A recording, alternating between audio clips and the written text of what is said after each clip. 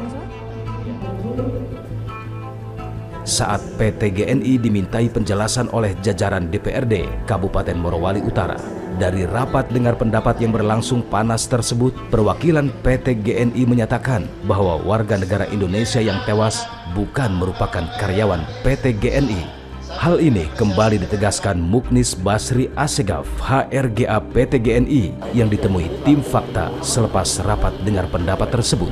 Sebetulnya memicu terjadinya bentrokan di PT GNI antara tenaga kerja Indonesia dan tenaga kerja asing itu apa? Apakah karena memang permasalahan K3 soal penggajian dan lain sebagainya, atau ada faktor lain di luar itu? Saya akan langsung tanyakan ke pihak internal dari PT GNI. Ya, yuk. Ya, oke. Pak Muklis, kita boleh wawancara sebentar, Pak? Ya. Oke, Pak, mungkin penegasan dulu Pak soal, ini kan banyak sekali ya Pak yang mau ditanyakan. Soal jumlah korban itu sebetulnya berapa sih Pak kalau data dari GNI Pak? Ya, jumlah korban ada, saya bicara korban jiwa. Ya. Korban jiwa ada dua. Dua, ini yang meninggal dunia? Dua meninggal dunia, okay. Dan satu memang sempat serius, luka serius, tetapi saat ini sudah bisa dikatakan sudah stabil, sudah sembuh, malah sudah diambil keterangan oleh polisi, artinya sudah bisa berinteraksi, sudah tidak masalah, tidak ada apa-apa. Oke, dua orang ini memang pekerja dari GNI atau dari eksternal atau gimana Pak? Untuk yang itu, yang tenaga kerja Indonesianya yang meninggal bukan karyawan GNI. Bukan karyawan GNI, sebentar. Jadi yang meninggal itu datanya apa saja Pak? Yang meninggal itu siapa, dari mana? Kalau yang TKA ya pasti sudah ada di dalam tempat GNI, pasti GNI. Tapi kalau yang tenaga kerja Indonesia, namanya kalau nggak salah Muhammad Samsul dari Parepare, saya kurang detail. Yang jelas itu di database kami tidak ada sebagai karyawan sama sekali. Kami sudah pastikan itu dan polisi pun sudah coba cek sana sini dan memang benar, sudah coba diidentifikasi melalui retina segala, memang datanya benar Muhammad Samsul, sudah ketemu rumahnya juga, udah diantar, dan memang benar bukan karyawan GNI. Nah, yang jelas kalau yang kejadian, saya lebih fokus kejadian kemarin saja. Kejadian kemarin itu saya rasa bukan dari karyawan, itu saja. Okay. Tetapi dari oknum, sebab karyawan kami, seperti saya sampaikan di dalam, karyawan kami baik-baik saja. Dengan bukti mereka sekarang kerja. Oke, tapi selama ini ada tidak Pak permasalahan itu? Yang terjadi soal K3, soal permasalahan gaji selama ini ada atau tidak? Pasti ada. Yang kalau permasalahan yang disuarakan ada dan sudah semua sebenarnya sudah ada dan ada jawabannya dan kami ada progresnya setiap, seperti mereka waktu itu ada tuntutan soal mengenai penggajian juga gitu ya Pak? Maksudnya mengenai debu atau apa, kami sudah berikan mereka masker, respirator, kacamata Google, laser. Dan ya intinya ya proses ya, kami konstruksi proses. Ada yang menyampaikan kekurangan ini ya kami lengkapi, dan kami sekarang berusaha terus untuk memperbaiki diri, bagaimana GNI bisa berjalan dengan baik, GNI bisa lebih sempurna. Kita fokus di situ aja, kami nggak mau ngomongin ke belakang, kami fokus ke depan, bagaimana GNI dengan bisa baik dan bisa bermanfaat untuk masyarakat. Saya fokus itu. Saya ingin mendalami dulu pernyataan dari Pak Muklis tadi soal, Pak Muklis menyebutkan bahwa ini bukan dari karyawan internal, tapi ini adalah oknum. Nah, ini apa Pak yang bisa dijelaskan soal oknum ini? Ada kecurigaan apa dari PT GNI terkait kasus ini? Dari jumlah aja, orang aja.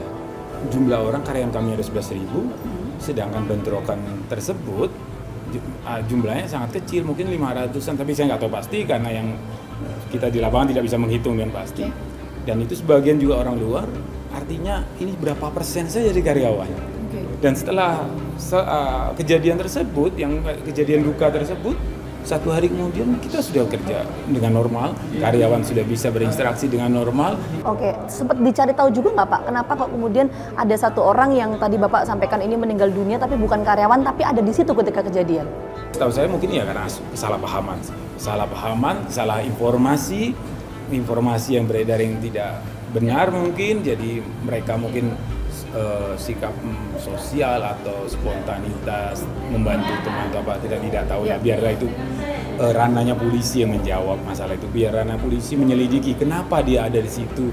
Saya ingin minta tanggapan dari GNI begini, saya sempat wawancara dengan beberapa pihak Pak, ada pihak yang menyebutkan bahwa kejadian bentrokan kemarin yang mengakibatkan 2 orang tewas itu diduga ada provokator yang bertujuan untuk kemudian mengganggu investasi GNI. Tanggapan dari Pak Muklis bagaimana? Saya nggak mau yang menduga-duga, biarlah polisi bekerja, nanti kita dapat jawabnya bersama baru. Tapi kalau fokus saya lebih pada bagaimana GNI bisa bekerja kembali normal, itu aja saya. Sementara itu, sejauh ini sudah 17 orang ditetapkan sebagai tersangka berdasarkan laporan yang dimasukkan ke kepolisian. Ke-17 orang tersebut rata-rata diduga sebagai pelaku kerusakan. Sementara korban tewas sudah dikembalikan ke keluarga masing-masing. Satu pekerja lagi Ada yang bapak karyawan sempat sini? berbincang dengan kami adalah Sebagai apa, orang Pak? yang ikut dalam kerusuhan itu. Kepada kami, Eko, nama yang kami samarkan, menceritakan bagaimana dia dan saudaranya mengikuti aksi tersebut hingga makanya akhirnya namanya disamarin saudara aja. kandungnya itu tertangkap. Menurut informasi adik Pak Eko sempat ditangkap ya Pak ya? Iya, salah satunya sekarang jadi tersangka dari 17 orang. Memang waktu itu adik Pak Eko ikut yang kerusuhan malam hari itu Pak? Mereka dijemput di tempat tinggal Dijemput sama siapa Pak? sama teman. Temannya itu karyawan sini juga? Iya. Oke, jadi adik Pak Eko itu karyawan di PT GNI? Uh, Oke, sebagai? workshop beli workshop. Oke, nah ceritanya gimana sih Pak? Dijemput tuh sama temennya? Oke, dalam rangka apa? Saya kurang tahu juga itu dijemput masalah apa juga. Dia dijemput di kos, baru dibawa masuk. Bawa masuk ke sini? Oke. Oke lah, kalau memang istilahnya adik saya dijadikan tersangka karena melakukan pelemparan, oke, tidak ada masalah. Tetapi kenapa cuma 17 orang? Nah, saya sendiri menyaksikan ribuan orang sebagai pelaku. Ribuan Kak? Iya, Bapak waktu itu ngeliat sendiri? memangnya. Saya tidak keluar rumah, tapi saya bisa melihat langsung ke depan mata. Oh, berarti ribuan orang itu ya Pak ya? Ribuan itu. Ribuan itu pekerja sini semua Pak? Saya kurang tahu jauh itu apakah pekerja semua atau bagaimana, saya kurang tahu. Nah, kalau kita berbicara tentang logis, tidak mungkin anak kecil ini menjadi provokator dalam dunia besar ini toh. Berarti Bapak menduga ada provokator ya Pak ya? Berasa pasti ada. Pasti ada. Itu gimana Pak punya keyakinan itu dari? Saya tidak tahu itu Pak, tapi saya cuma menganalisa masalah ini tidak akan mungkin terjadi tanpa adanya siapa yang awal mula ini membuat.